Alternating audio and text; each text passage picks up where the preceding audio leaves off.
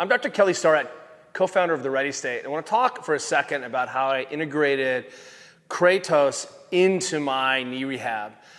In October 2020, I had a total knee replacement. I was about 7 years out of a traumatic ski accident where I put my femur through my tibia, and I managed it pretty well in the gym. I limited my squatting, I limited some of my ranges, I was much more selective in sort of where I spent some of my credits, but over time, it became clear that that joint would not absorb force.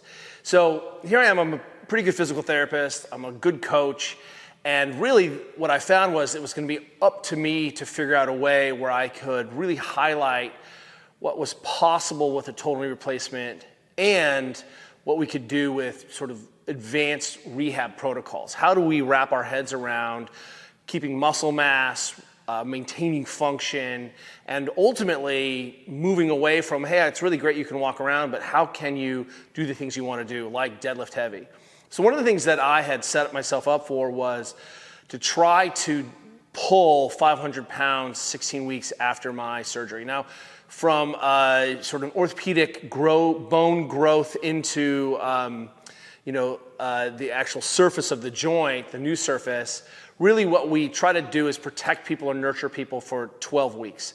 That really takes that amount of time for bones to grow in, and of course it's a total year process. But one of the things I was interested in was saying, hey, look, if I am dosing my exercise and movement correctly and taking advantage of all the techniques and tools on the planet, can I actually maximize that? And we have a saying around here, you're either going to heal at the rate of a human being or you're going to heal a little bit slower. So the choices that you make from day one impact the choices that you get to make at week 2, and then that sort of compounds. And one of the things about sort of this process of serious orthopedic injury is that it's difficult to find appropriate exercises where you can get the kinds of loading that are for you that day.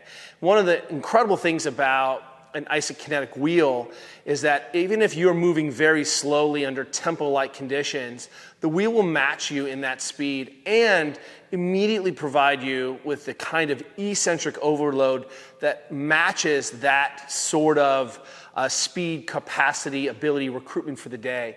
And certainly it is a little bit of a changing feature on your body based on how you're loading and how those tissues are responding day to day. But one of the things that I found to be immensely effective was being able to do a lot of single leg work where there were high stability demands and high drive demands, especially as I started to be able to add force to the system.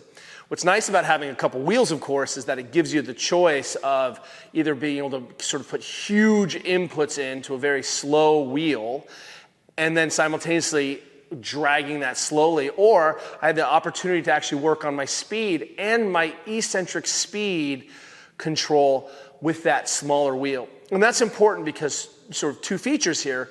If the leg was going to do what it needed to do, in this case I was looking at a squat pattern, I needed to be able to generate high concentric force, I needed to be able to create isometric force, and I obviously needed to be able to manage the absorption of that force. And what ends up happening is that it's difficult to put people who have had orthopedic surgeries under appropriate eccentric load, that lengthening under tension load, that lengthening eccentric braking load. So one of the nice things is that, again, I could ramp myself up, hit 3 to 5 reps, or work on that muscular endurance piece where I get to really focus on peak force generation and having to manage that force.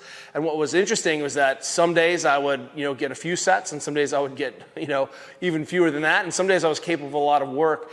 But the Kratos allows you to manage appropriate work based on wherever you are. And what's amazing about that is that anyone can come in and basically use the same sets of wheels. And if you're a very strong, very powerful person, you will be able to explode a lot, generate a lot of concentric force, and then have to manage that eccentric load. So part of my success for being able to pull 575 at week 16 after my knee replacement was being able to have good tissue healing, good motor recruitment, and certainly the exposure to the Kratos made that immensely possible. One of the things that I did on the way up towards that goal of just being able to touch that weight again after this knee replacement, which for me felt like I was a Mars landing, a moonshot, because there weren't many models for that. I hadn't seen that done on the internet very much, was that idea of really picking up some of the latent sort of tissue recruitment, whether I'm talking about the fascia or talking about the musculature.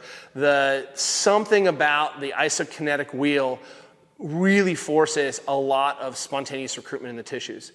The second thing that's worth mentioning is that the Kratos mapped with or combined with blood flow restriction is one of the most brutal, fantastic ways to keep mass on people and to keep them plugged into their bodies during periods of surgery. What we know is that during surgery or surgical insult, the tissues cannot sustain the load. And so actually guessing at what someone can do concentrically is going to be different than what they can do eccentrically.